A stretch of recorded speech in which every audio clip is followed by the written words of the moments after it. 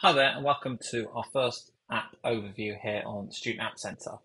This week, we're going to be taking a look at Little Snitch. Little Snitch has been one of the most popular apps on Student App Centre for a good few years now. In case you don't know, Little Snitch gives you the ability to monitor and control your network connections coming from your Mac.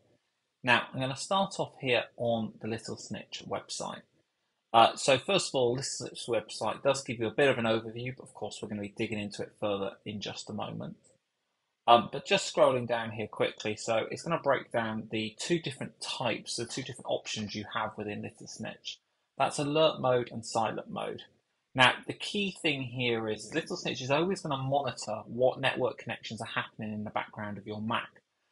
But what this allows you to do is decide whether you want to be alerted to every new network connection that comes up, as we can see in this upper image, and then decide on what you want to do with that network connection, whether you want to allow it for a set period of time, forever, or deny that connection.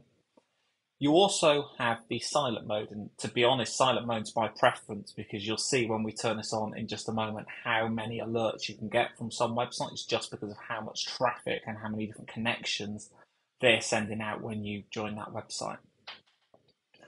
And then finally, we're going to be looking at the network monitor. And this is kind of my favorite bit of Little Snitch, actually, because it gives you a really nice overview of exactly what is happening on your Mac. And I'm going to show you this coming from my own computer in just a moment.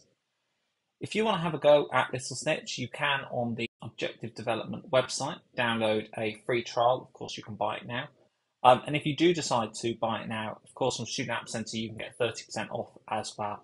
All you need to do is enter your student email, hit send my discount, and we'll send that straight to you. So without wasting any more time, I'm now going to minimize that and you're going to be able to see Little Snitch running on my Mac. Now, the first thing this network overview does, which I really like, is it shows you where on a nice map where all of your connections are going. So you can see I'm currently just outside of London. You can see all of the connections around me in the rest of the UK and Europe. You can also see I've got a lot of connections going into the US. Now, what I like is on the sidebar here, you can see all the different apps that those connections have come from.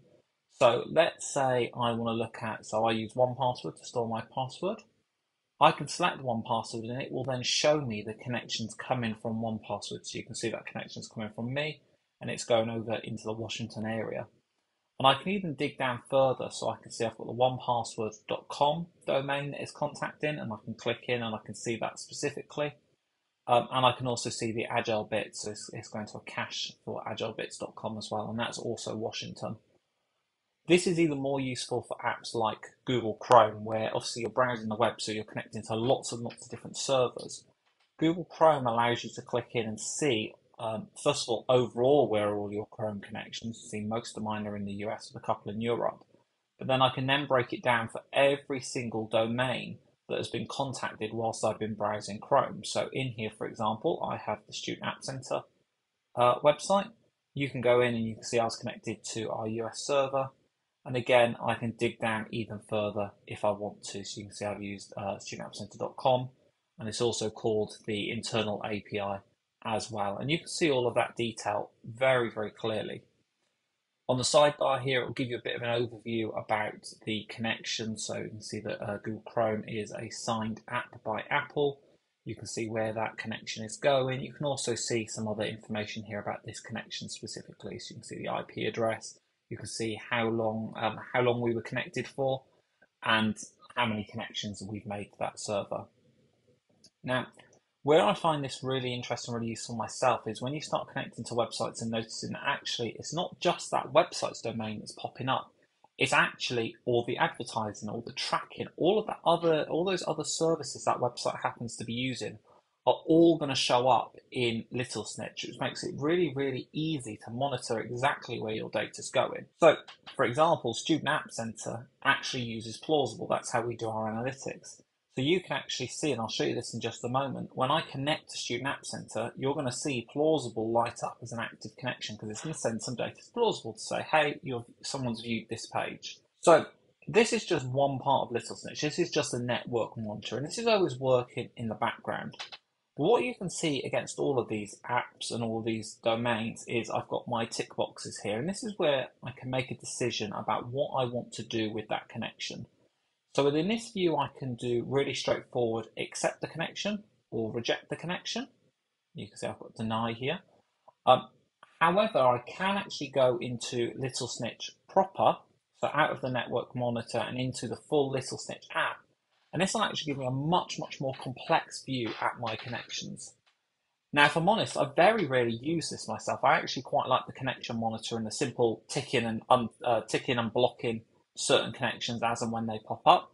But this gives you a lot more power. So in here, it'll show you all of your different connection rules, and you can break this down by last 24 hours, your temporary rules, any denied rules, any unapproved rules you might have, and then also by groups. You can see I can see all the applications type rules I have, all the Unix process rules I have, however you want to break it down.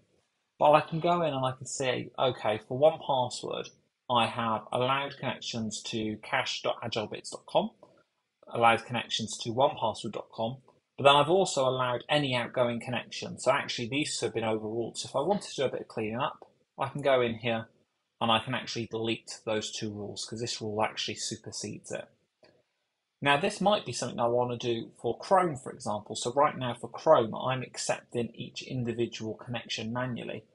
Now it might be that because of the number of connections we make when we're in Chrome or browsing the web, that actually it would be easier to automatically accept all new connections. So to do that, I can right click on Chrome, or I can go down to just behind my face, there is a button to create a new connection, or create a new rule, sorry. I can then click in and create new rule. And when I do this, I can actually go in and say, okay, I'm going to allow outgoing connections to any server, or I can be more specific if I wanted to. But you can see in this case, I create any server. That's going to actually supersede all of these individual rules I've got up here, and will now allow me to connect to any server without any pop-ups. For now, I'm going to remove that because now what I want to do is show you the difference between the alert mode and the silent mode when you're actually using Little Snitch. So we've looked at the connections interface, we've looked at rules. Now I want to show you how it actually works in monitoring. So right now, if I open up the network monitor, and I'm just going to put this to one side of my screen for a moment. In fact, let's just make that a little bit smaller so you can see what's going on. And let's take out the sidebar because we don't need that. And I'm also going to open up Chrome, and I'll just bring that in to another window here. Now, what I'm going to do is, first of all, is I'm going to open Student App Center. And what you should see in the map just on the side is some of those connections come alive. So straight away, you can see Google Chrome jump to the top, and you can see the Student App Center has now come to the top of that list. If I start clicking around, you'll see Student App Center will keep popping to the top as different things are happening. So we can keep an eye on what that connection is. Now, right now, it's just allowing all of my connections. Because right now, if I go up to the menu bar app, you can see I'm currently in silent mode, so it's allowing all connections. So if I go to a brand new website that I haven't opened since being on here, let's try Instagram. That's just going to let me open Instagram, and it's not going to have any complaints. I don't know where it's decided to get this image from. But now let's switch over into alert mode. So I'm going to switch into alert mode, and very quickly you're going to see the difference here. So right now I'm in Instagram. Let's go to another web page. Let's pop over into YouTube. Haven't opened YouTube yet. So straight away you're going to see it pop up and say Google Chrome wants to connect to youtube.com. You can see I've got my options here, so I can allow the connection forever until I quit, until I log out, restart for a set time, or just this once. And then I can also deny that request if I want to as well. I've also got some other options here as well, so I can go in and I can see the internet access policy, so it's giving me some information about what the policy of the application is. And I've also got the information bubble, and this will show me a breakdown of exactly what that connection is. For now, I'm happy with this, so I'm going to hit allow. What you're going to see is straight away, I now get my next connection. Because a website like YouTube is sending out a lot of connections, connecting to lots of different services at once, you're going to see these stack up. And in all honesty, where I struggle with the alert mode is actually, I don't know really, is this connection a useful connection? Is it not? So if I'm honest, at this stage, I normally pretty much allow everything. And this is why I've ended up in the situation where I prefer the silent mode, because it then just accepts all of this. You can see I've just got one incoming from Todoist, so Todoist is doing a sync. And then it would accept all of these automatically. But then later on in the day, I can go into the network monitor and I can see what these connections are and block them if I want. And you're going to see this is going to keep rolling in now as Chrome's catching up. Hopefully that's the end of it. But you can see in day-to-day browsing, this can get quite frustrating. Now, it is worth saying that once you've been using Little Snitch for a couple of days, most of this problem will go away, because the majority of the websites you're going to visit, you're going to have visited in those few days, you're going to have accepted the connections, and it won't pop up again unless, of course, you put it as a limited time exception. Once you're at that point, the alerts become much more useful, because then they are just popping up for things that maybe you didn't expect or when you're visiting new places. For me, though, as I say, because I'm visiting quite a lot of websites, what I like to do is, again, back into Little Snitch. I'm going to go to Chrome. I'm going to create a new rule for Google Chrome. I'm going to allow all connections. That's now going to override this. So now if I go in and open another website we haven't been to yet, let's try Pinterest. You're going to see in Little Snitch here, you can see all the different connections happening, but nothing's going to pop up. However, if I open an application that's going to try and connect remotely to something, let's try Safari, because I haven't set up a rule for Safari. So now as Safari opens and I go and connect to a website, I'll expect to start seeing those alerts pop up. So again, let's go in and there you go, straight away. It's just asked me about the one blocker plugin I have for Safari. So I'm going to allow that.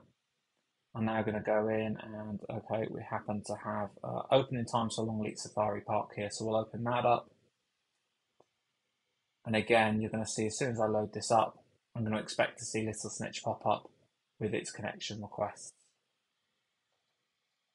Oh, and it hasn't, which is interesting. So let's just pop back in and see why that is. Oh, it looks like previously I've accepted Safari. So let's just try a different app again.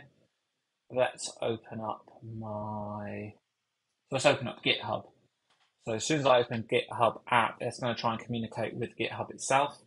And what I'd suspect to happen now is when I open up GitHub, I should get an alert. So there we go. You can now see that GitHub alert has shown up. I can now accept any connection only for the domain. And again, I've got the same options I did before. So I'm going to accept that so GitHub can continue contacting external services.